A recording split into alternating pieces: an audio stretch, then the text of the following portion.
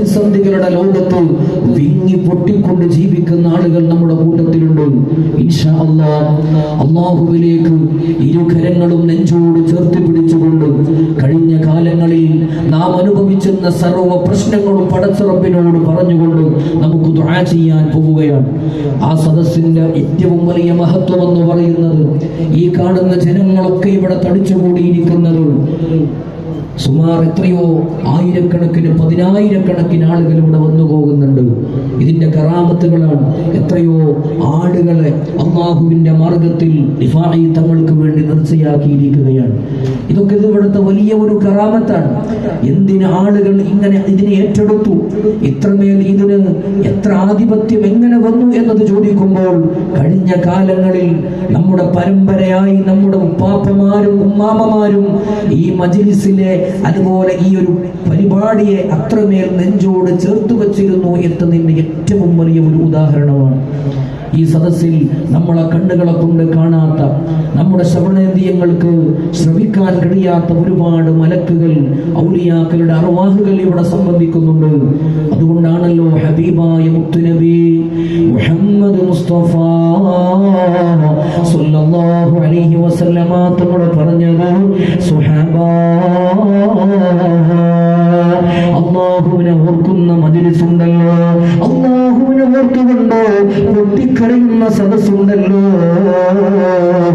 ആ സദസ്സിൽ ഒരാൾ പങ്കെടുത്താൽ നാളെ മനുഷ്യനെ ഈ ലോകത്ത് നിന്ന് വിട പറഞ്ഞു പോകുന്ന സമയത്ത് ഈ കുറ്റിച്ചിറ റിഫാഈ പള്ളിയുടെ സമീപത്ത് ഒരുമിച്ച് കൂടിയിട്ടുള്ള എന്റെ പ്രിയപ്പെട്ട ഉമ്മമാരെ, നാളെ നമ്മളൊക്കെ 3 മണിയിൽ കൂട്ടിക്കൊണ്ട് എല്ലാവരും സന്ദർശകരായി മാറുമല്ലോ.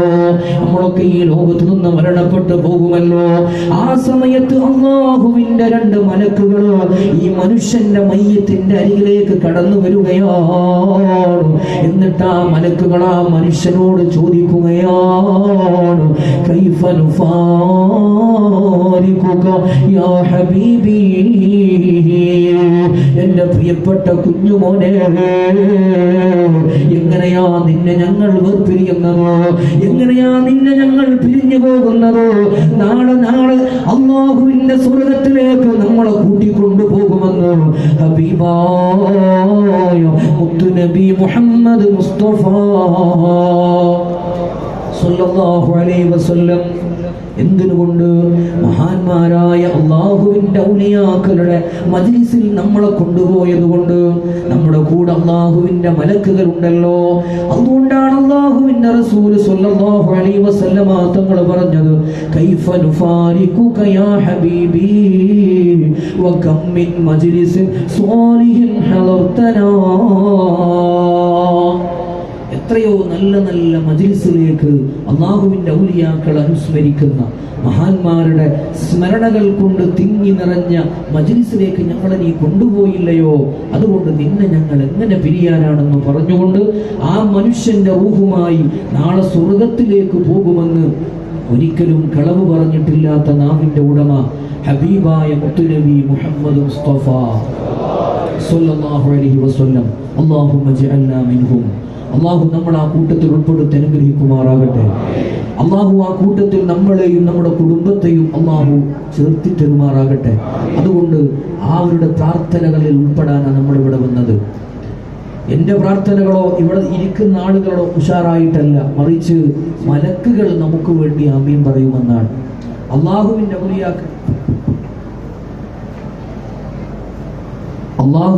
ഔലിയാക്കൾ നമുക്ക് വേണ്ടി ദുആ ചെയ്യുമെന്നാണ്.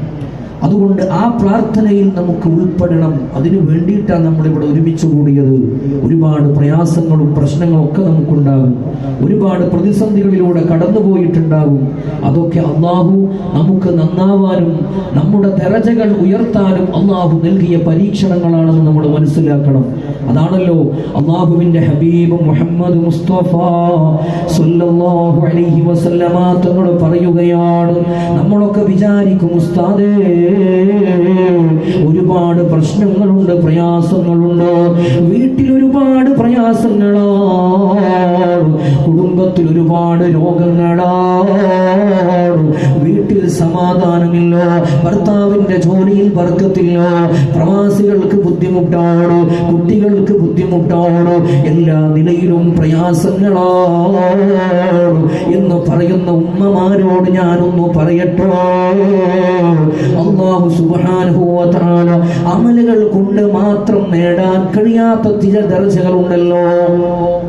അമലുകൾ കൊണ്ട് മാത്രം നേടാൻ കഴിയാത്ത ചില ദർജകളുണ്ട്.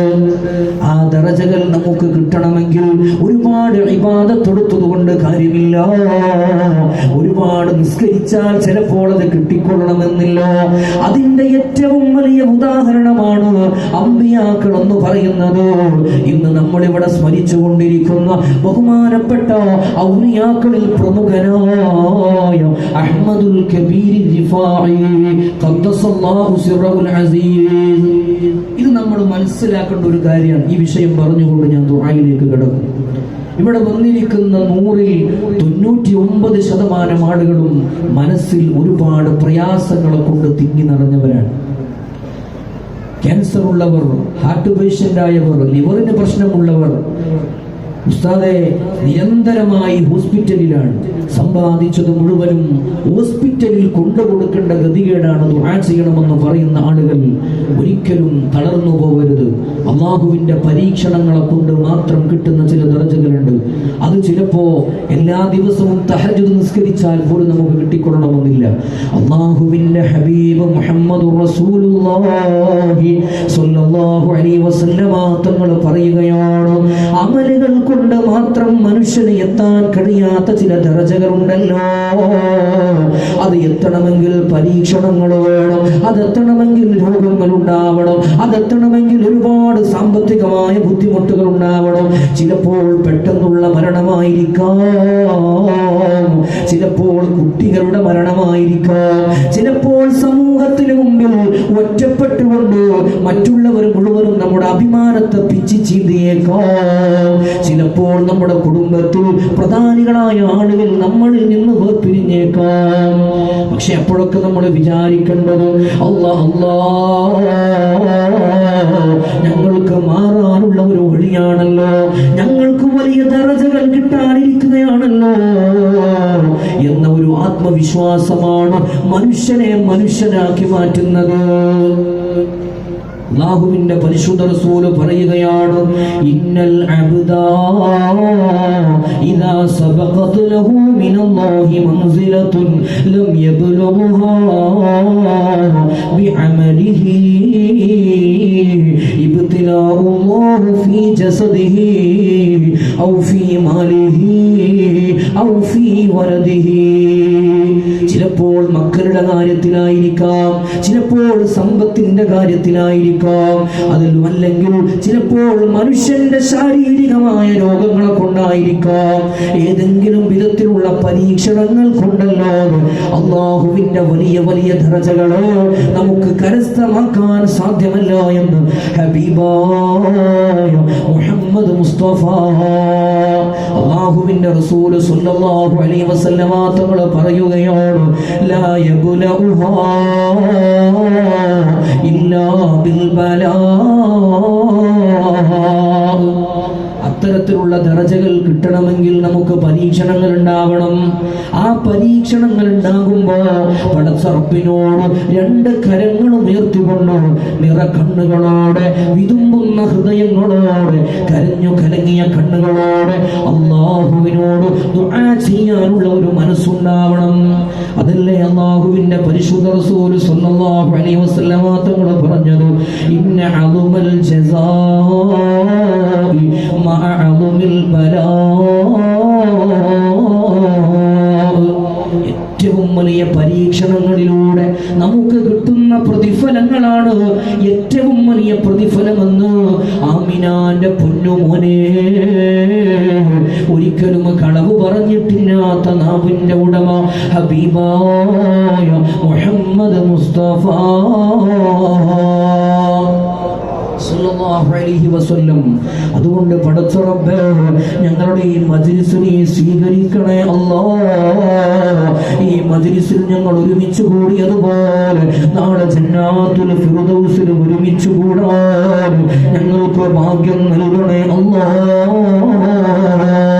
ഒരുപാട് പ്രയാസങ്ങൾ പറഞ്ഞുകൊണ്ട്, ഒരുപാട്